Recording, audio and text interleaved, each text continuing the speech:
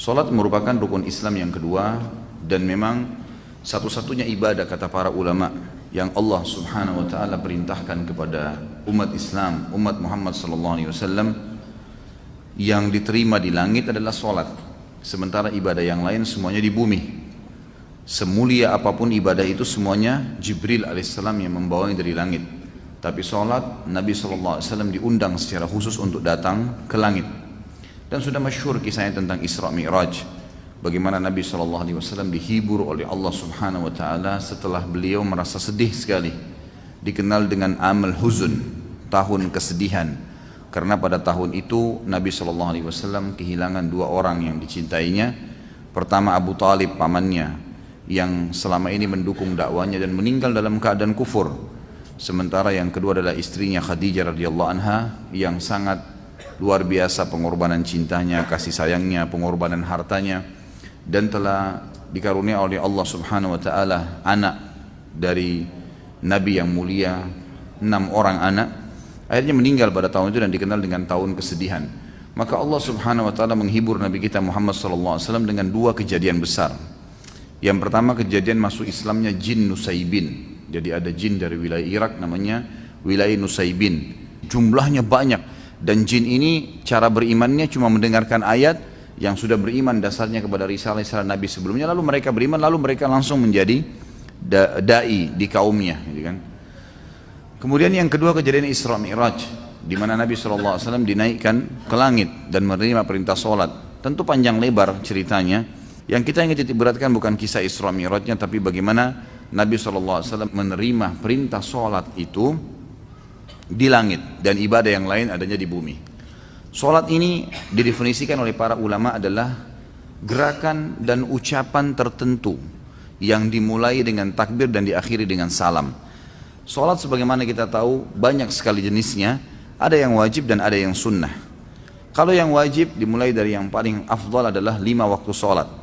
Kemudian diikuti dengan salat Jumat. Kemudian datang setelahnya solat-solat yang mendekati wajib atau lebih tepatnya fardu kifayah. Wajib tapi tercukupkan dengan siapapun yang mengerjakan. Misal kalau sudah ada segelintir muslimin yang kerjakan maka hukumnya sudah gugur. Tapi kalau tidak ada yang kerjakan maka sifatnya wajib. Seperti solat istisqa, minta turun hujan. Seperti solat gerhana, solat khusuf dan kusuf. Kemudian seperti solat jenazah. Ada yang sunnah sangat ditekankan. Seperti sholat tahajud, sunnah mu'akkad namanya. Tahajud, sholat duha, sunnah rawatib, sholat-sholat qabliyah dan ba'diyah. Ini semua sunnah-sunnah yang sangat dianjurkan untuk dikerjakan. Gitu. Kemudian ada juga sholat yang nafilah. Nafilah artinya tambahan. Seperti masuk di dalamnya ada ulama yang merincikan seperti sholat taubat, sholat wudu. Ini sholat tambahan. Gitu kan. Itu kurang lebih definisi sholat dan macam-macamnya. Baik. Kita fokus kepada sholat yang ditekankan di sini yang membuat seseorang itu berbuat dosa besar kalau dia meninggalkan sholat yang wajib. Sholat yang wajib. Dan meninggalkan sholat ini teman-teman ada dua hukum. Ada yang sampai pada tingkat kufur. Ini orang yang ini bangkang, nggak ada perintah sholat. Dia bangkang. Maka ini sudah sampai pada tingkat kufur. Dia harus mengurangi syahadatnya. Kalau dia meninggalkan sholat malas-malesan. Kapan dia mau dia sholat, kapan dia tidak mau enggak, kapan diawasin dia sholat, maka ini hukumnya dosa besar.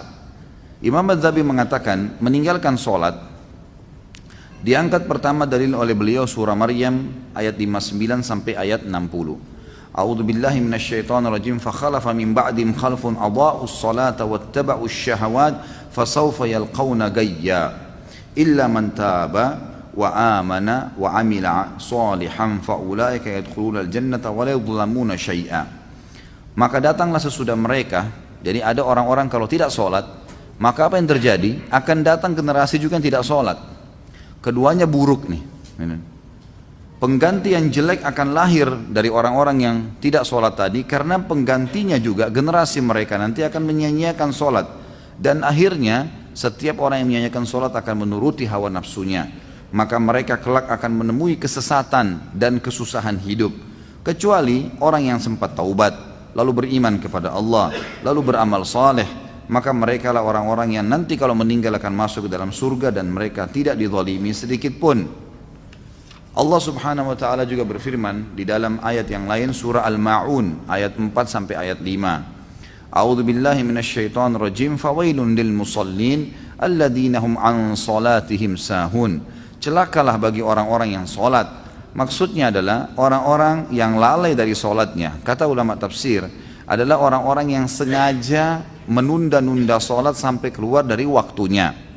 Ini masuk dalam ancaman. Atau orang yang sengaja malas mengerjakan sholat kecuali kalau dilihat oleh orang atau diawasi, maka masuk dalam ancaman surah Al-Ma'un tadi. Juga orang-orang yang tidak sholat kalau meninggal tidak sempat taubat, walaupun itu dia hanya malas-malesan, dipastikan akan masuk ke dalam neraka terlebih dahulu.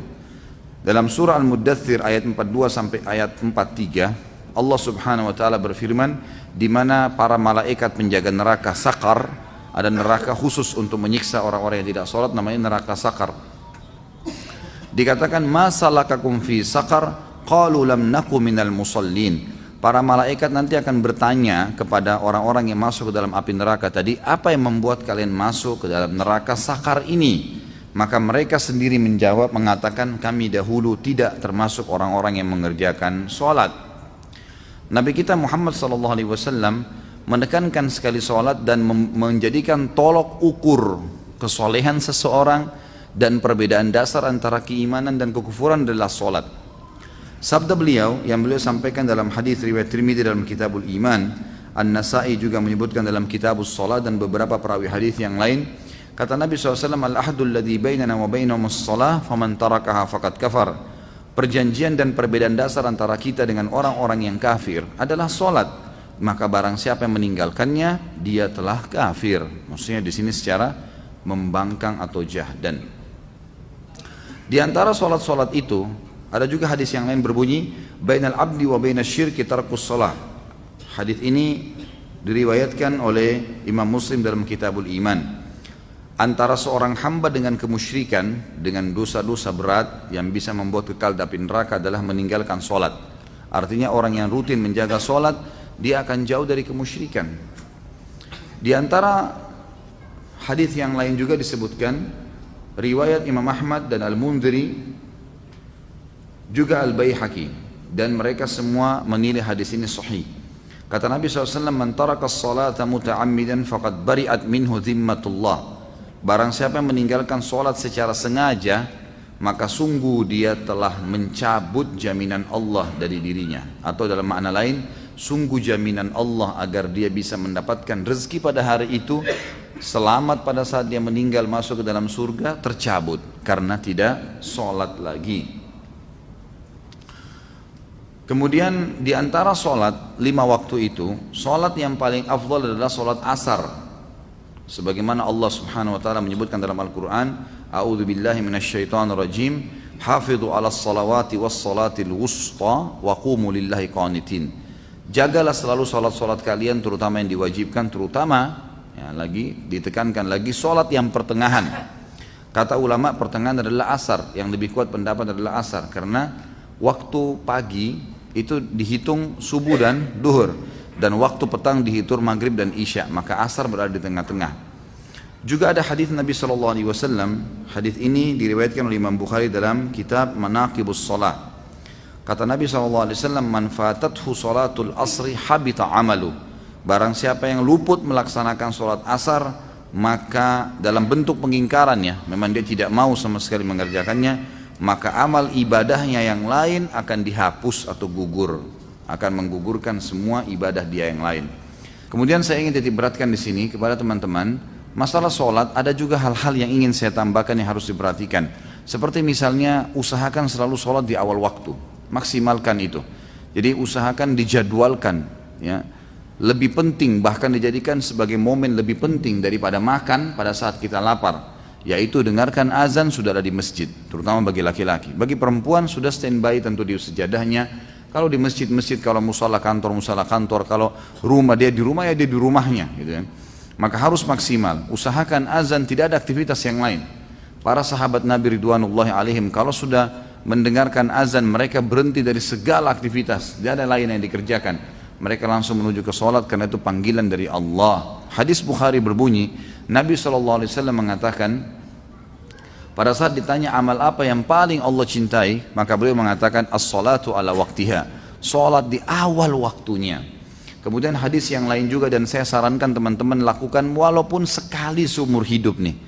Kata Nabi SAW, siapa yang selama 40 hari tidak ketinggalan takbiratul ihram imam, maka dijamin baginya selamat dari sifat kemunafikan. Insya Allah tidak akan pernah dusta seumur hidup, tidak akan pernah memungkiri janji, dan tidak akan pernah juga dia mengkhianati amanah. Yang kedua teman-teman sekalian, usahakan dalam sholat menghadirkan kehusyuan, konsentrasi. Khusyuk ini wajib, namanya tumaknina, ketenangan dalam sholat. Dimulai dari tenangnya seseorang mengucapkan bacaan, gerakan, melakukan gerakan, jadi Allahu Akbar dengan tenang. Lalu kemudian mulai dari membaca iftitah, dia menikmatin bacaannya, nikmatin kalimatnya, karena per hurufnya, kata ulama, apa yang diucapkan dalam sholat dan pergerakannya ada nilai pahalanya. Jadi pertama usahakan awal waktu, gitu kan?